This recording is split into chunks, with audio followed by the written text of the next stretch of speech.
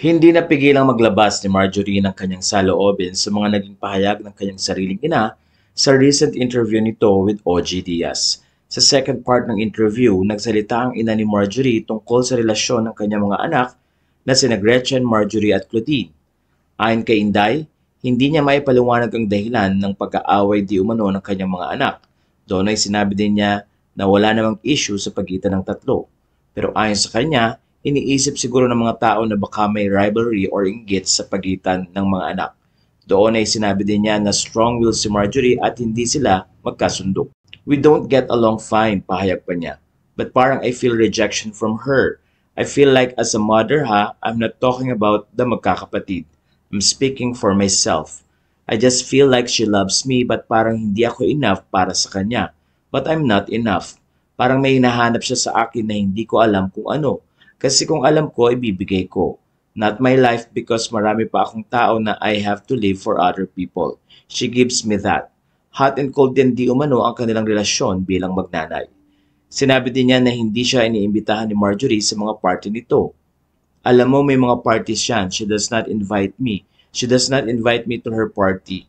Hindi raw nagtatampo si Inday pero galit daw siya. Hindi ako nagtatampo, I'm indignant, I'm galit. Because why? Anong klase akong nanay, ikakahiya mo? I don't comb my hair, I don't talk well, pipi ba ako? Hindi niya alam lahat ng kaibigan, akala niya baka minomonopolize ko kasi mga big partners ni Juliet. Yung mga rich people na friend niya sa week ni Daddy sits with me for a long time and she's ano na, oh, are you okay and all? Kasi baka feeling niya inaagawan ko. And this person will say, no, we're okay, I love talking with your mom. Prominente kang tao, you'll sit down with an 89-year-old, ano makuha sa akin? May makuha siguro. Ganun yan, parang she feels, I don't know, that's the feeling she gives me. I don't know why she's like that to me. Pero tila na surpresa naman si Marjorie sa mga naging pahayag na ito ng kanyang nanay, kaya naman sa pamamagitan ng Instagram ay sinabi ni Marjorie ang saloobin at nilinaw ang tila naging paratang ng kanyang ina. Ayon kay Marjorie, something is weighing so heavily on my heart right now. A few days ago, on my brother's first month death anniversary, an interview of my mom was released. I woke up to frantic calls and messages from loved ones saying that my mom had said very hurtful and untrue things about me. I was shocked to learn that she and I were supposedly not on good terms when we were just together every day, from that one day in the hospital to my brother's 3-night wake and his interment. Was I not taking my mom home from the wake? Was I only dreaming that we were talking, hugging, and comforting each other? Was this really necessary to drag our grieving non-showbiz family members into a new scandal while everyone is still mourning my brother's sudden death? Or am I once again damage control? The mission, destroy Marjorie to make the youngest child look good and clean. Doon ay nilinaw din ni Marjorie na makikita sa kanyang Instagram na madalas siyang kasama ang kanyang ina sa mga gatherings sa kanilang bahay. Over the years, through all my Instagram posts, you've seen me surrounded by my family.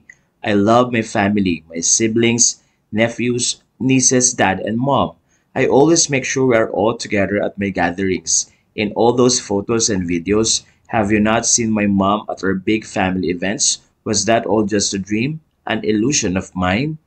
I am 51 years old, and for more than 20 of those years, I have been punished for being the child who never bothered my parents with problems, the one who kept it together even while drowning to survive. With my mom, if you are not a problematic child, you become the least favorite. This part 2 interview was just as false, unfair, and destructive as my mom's part 1 interview about Raymart. God is all-knowing. God is watching. My mom said I was strong-willed in a bad way. Mom, I should not be punished and insulted for being strong-willed.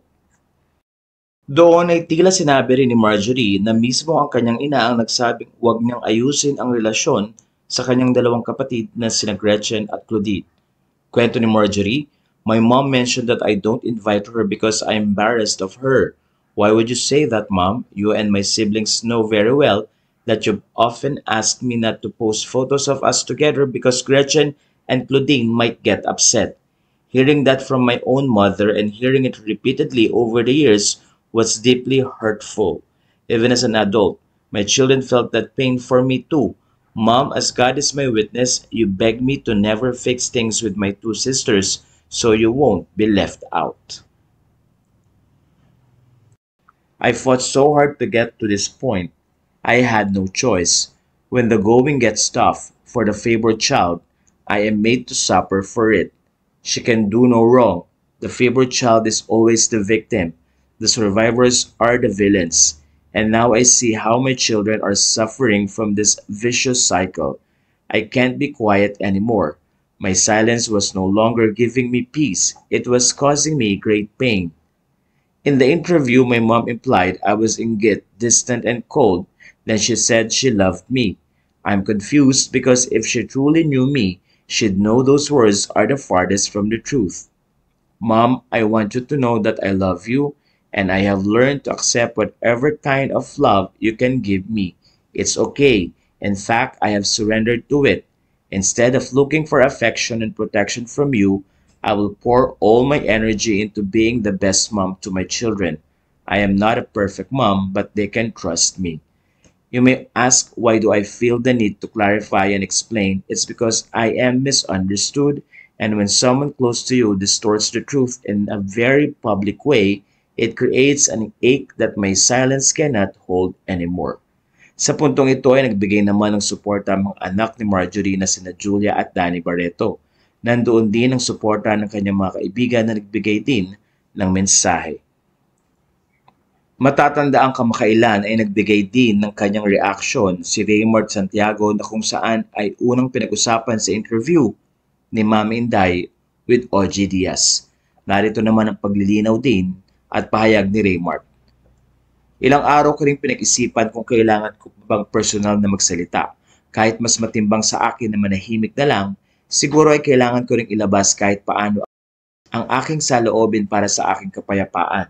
Sa loob ng halos 13 taon, pinili kong manahimik at idaan ang lahat sa tamang proseso. Naging mahirap ito dahil ang pangalan na iniingatan at ipinamana ng aking mga magulang ay nadungisan dahil sa mga kasinungalingan at maling akusasyon. Masakit dahil may mga anak kaming nakakaintindi na at naaapektuhan ng kanilang mga naririnig at nababasa sa media.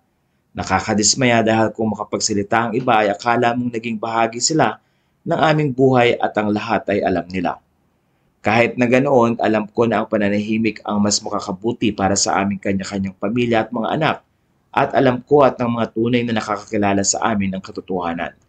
Hindi kaila sa akin ang paninira at nakakasuklam na akusasyon ni Mami Inday ang taong nirespeto, minahal at tinuring kong pangalawang ina. Pero nakagugulat dahil yung tao na dapat na higit na nakakakilala sa kanyang anak, ang taong siya mismong walang humpay sa paghingi ng paumanhin sa akin noong nagdaang panahon ay siya ngayong nagbibitiw ng mga kasinungalingan. Hindi ko lubos maisip kung paano nila nasisikmurang umarap sa publiko at ipahiya ang kanilang sariling pamilya sa harap-harapang manira ng tao. Sa bandang huli, mas pipiliin ko pa rin ang respeto at ipaubaya sa panahon na siyang humusga at maghayag ng katotohanan. Sa puntong ito ay naghihintay naman ang mga netizen kung ano ang mangyayari at magiging pahayag din ni Julia Barreto sa tila bagong issue na kinakaharap ng kanyang pamilya.